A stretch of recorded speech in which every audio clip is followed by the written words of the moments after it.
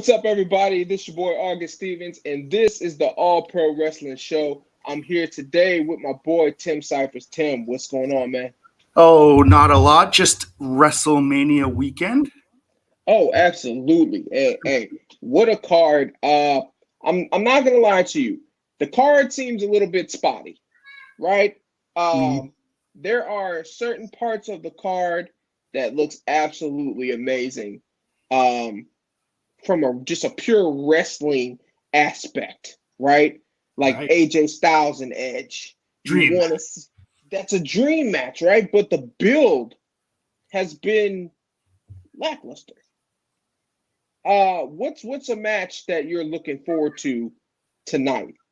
Well, it's not quite a match, or maybe it is, or maybe it isn't. I have no idea. But the Kevin Owens show, baby, the KO show with Stone Cold Steve Austin. I'm really looking forward to seeing because Stone Cold's response online to Kevin Owens' invitation didn't rule out a match. He said it could be a match, it could be a fight, it could be a brawl, like all these types of things. And I want it to be a match. Like, give us one more match, Steve. You know what I mean? But that's what I'm most interested in. On this Saturday afternoon, I want to see what one of my childhood heroes does.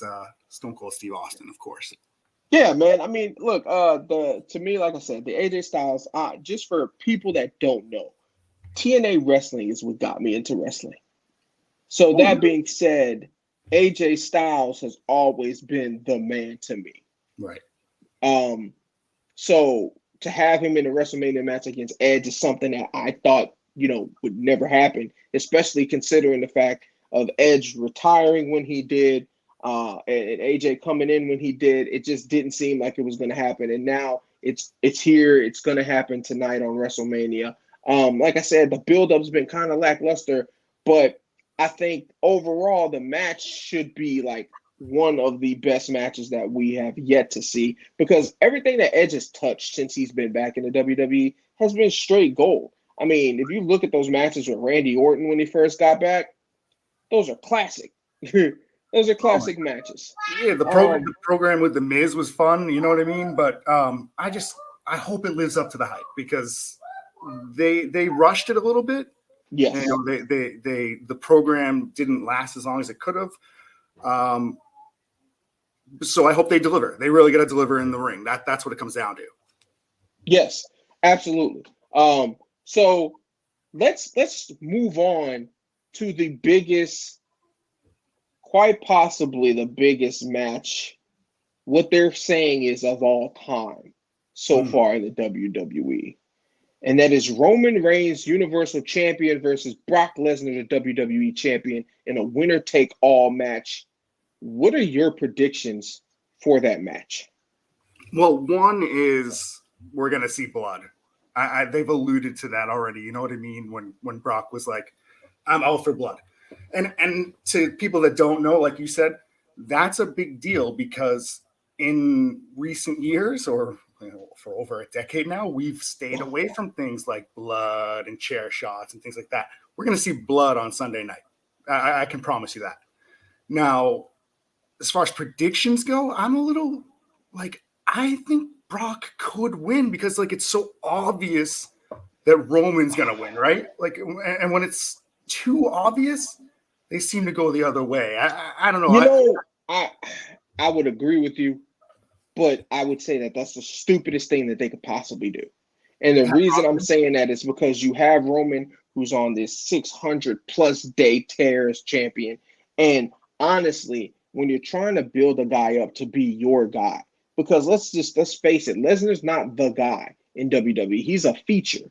He's the feature presentation to come in, and when you want to give your guy something to knock off, Brock Lesnar is like that dude, right? He's a spectacle. Um, he's right, but at the same time, you're trying to build up your next John Cena, your next Rock, your next Hogan. I don't think that ending this tonight or Sunday night at Mania is going to be beneficial to them. So you mentioned The Rock. That's a big variable in this. Wouldn't you agree? Like yes, we've been building towards, or rumors have been building towards a Roman Rock match at WrestleMania. If it were ever going to be built or brought into the equation, I think tomorrow night would be the time. I mean, there's so many reasons why that is, right? You look at all the buildup between the Usos and Roman and The Rock being part of that family. And next year in WrestleMania, Los Angeles. Ooh. You know what I mean? Yes, sir. If there was a place to have that match, it would be in Los Angeles. So I think for that reason alone, they're going to build up. Now, like you said, that's a year away. And we've seen the year away build up before between Rock and Cena. Right. And so is it impossible to see Roman hold on to the belt for another year until that Mania? Well, if you remember, they had the CM Punk interruption, right? During that year build, that match that everyone wanted to see between The Rock and John Cena. You did have a title change or two in that year's time, if I remember correctly. Right. So I don't know. I don't think Roman has to hold on to the belt until next year for him to have a match with The Rock. But I'm just curious if they'll. I mean, God, if The Rock shows up tomorrow night or on the Monday after Raw, oh my God, I'll mark out, no question. So we're talking about like big surprises in this Mania. One surprise that everybody's expecting that it's really not a surprise is Cody Rhodes. Right. Now, I have seen everything surrounding the Seth Rollins match, from it's going to be Cody to rumor report around says that it's going to be Shane McMahon. And I knowing the WWE, it's going to be Shane McMahon. I just have a feeling in my gut, and that's a big mistake. I honestly feel like that's the worst thing that you can do, because at that point, when Rollins is in the ring waiting for his opponent, you know the crowd is going to be chanting Cody. You know everything around that match that you've been talking about and speculating for months since this whole debacle with AEW and Cody Rhodes, which we'll get to that in a minute. But now that you have him on a silver platter, this is the time to serve it up. And I think that if they go with Shane McMahon, it is just going to disinflate the entire roster, the crowd, everything for the rest of Mania. I couldn't disagree with you more. I love the idea of Shane O'Mac being in the featured on WrestleMania. I mean, the coast to coast, Shane O'Mac and his little dancing at the top of the ring, the entrance. You know what I'm talking about? Like, yeah. Shane McMahon makes everything better. He makes WrestleMania better, if you ask me. But Cody Rhodes is going to be chanting. I mean, the rumors, the rumor mills, the internet. You know, they're going to be chanting Cody. So what does the WWE do in that situation? Do they stick with Shane McMahon? Because I think that's been the plan for a few months. Or do they debut Cody or re-debut Cody tomorrow night? Or what have you? Do they wait till the Monday Night Raw after WrestleMania, which is always the biggest Raw of the year? I think that's what is going to happen. I think they're going to hold Cody if he debuts, because I mean, there's rumors that he's talking about backing out of his deal, that it's not finalized. And I mean, I guess until he debuts or not, then all questions are still up in the air. To see a guy that helped build AEW go back to the WWE and to be treated in such a way is what really is curious to me, because Vince has one opportunity. And I say this because he's going to go after MJF. He's going to go after Wardlow. He's going to go after the young guys in AEW when their contracts are up. And if they see, well, Cody went there and look what you did to Cody, why the hell would they leave AEW to go back to WWE? One thing Cody did right, though, if the reports are correct, he was offered, from what I've read, and you take it for what it's worth, he was offered $500,000 back in the day before he left the company. Right. Reportedly, he signed a new deal for $3 million. That's what I'm hearing. And if that's correct, we'll find out within the next day or two. Man, that's a guy betting on himself and having it pay off. And I respect the heck out of that. You know what I mean? I mean, that's crazy because you have to see that, and you look at that and you see that Brock Lesnar is making way more. Roman's making way more. I think they gave Kevin Owens a $3 million deal. You know what I mean? Yes, sir. So is that what you're saying? That Cody's basically the same as Kevin Owens? No, what I'm saying is he took a gamble by leaving the WWE and building his name up in another promotion. He bet on himself, and now look what he's doing. He's going to make more, 6 times the amount he was offered just a few years ago. Man, that's impressive. You know what I mean? Yeah, I mean, we'll wait to see. WrestleMania is going to be spectacular tonight.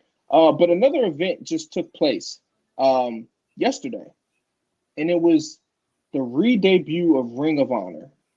And this was Tony Khan's first time sitting in the chair for Ring of Honor. And the main event match, the Briscoes versus FTR. That match was a 5-star match. It was a classic for sure. There was absolutely nothing that anyone can say. That match wasn't considered match of the year when they go out and they do that for the candidates. I don't know what is. I think Ring of Honor and the way that they're setting it up to basically be the NXT of AEW is awesome. They're bringing in some guys that have been there. Jay Lethal had a hell of a shot at Ring of Honor last night with the whole Sanjay Dutt thing. Him and Sanjay have been friends for years. Heel turn. Yeah. And the re-debut, should I say, of Samoa Joe. Oh, Joe is gonna kill you. Joe is gonna kill you. I'm so glad he's back on TV, man. That guy is so entertaining. Such a talented professional wrestler. Samoa Joe in AEW is ridiculous. I'm at the point now because if you look at AEW's roster and they're letting a lot of the first year guys go, right? Like, oh God, what's the small guy from? I can't remember. Luchasaurus and yes, Jungle Boy. But what's the small Marco Stunt? Oh, right. They're letting him go, and I feel like at first bringing guys on like that, it was what you needed, right? And I'm sure if down the line sometime if they need him, he'll come back. But now you brought in guys just in this past year like Keith Lee, Adam Cole. You brought in Tony Storm to debut for your women's division. Now you got Samoa Joe, and I'm sure there's more surprises down the line. But the question here is, how long can Tony Khan keep this up? How long before you have no more surprises?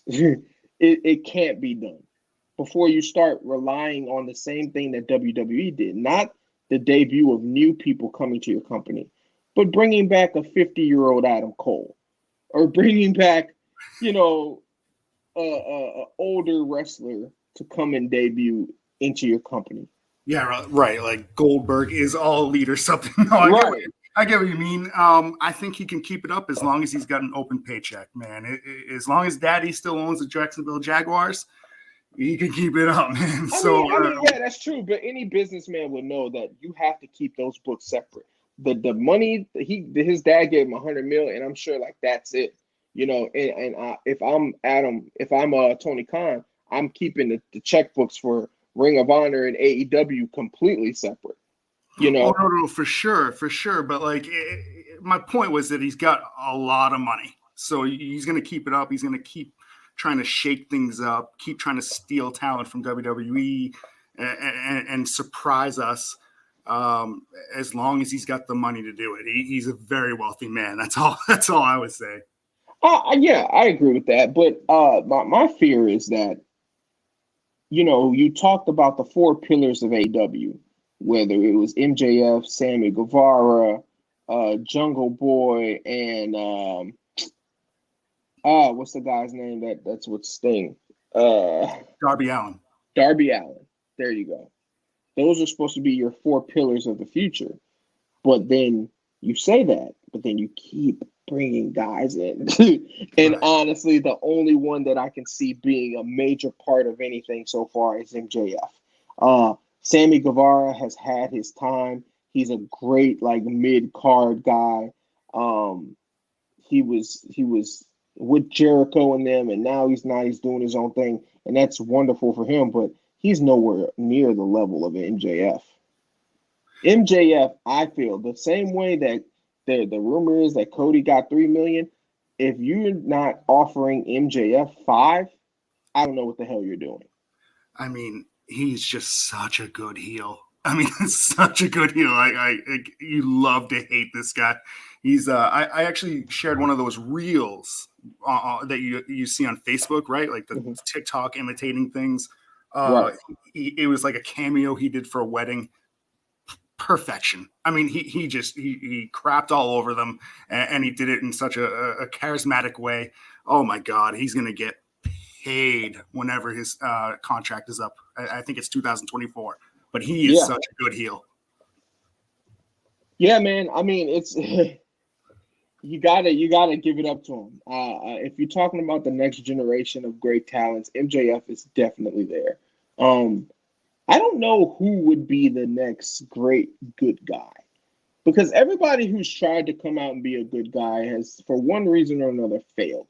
Kenny Omega, Roman Reigns, they've all been forced to go the bad route because that is what got them over. There's been no one that has been like the John Cena-esque type of guy. And even Cody Rhodes, when he was in AEW, people would just start booing him for no reason. Right. I think the closest we get to it is like Mox. You know what I mean? I would say Moxley would be like your Stone Cold of this generation. Oh, dude, I've been saying that for years. I think he's a guy, like, he doesn't really give a fuck about anything. He doesn't. It's just crazy. Like, you watch his matches.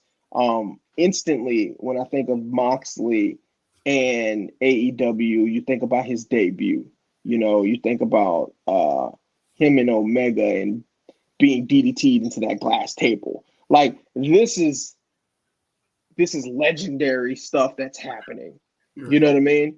And I think people won't appreciate it until you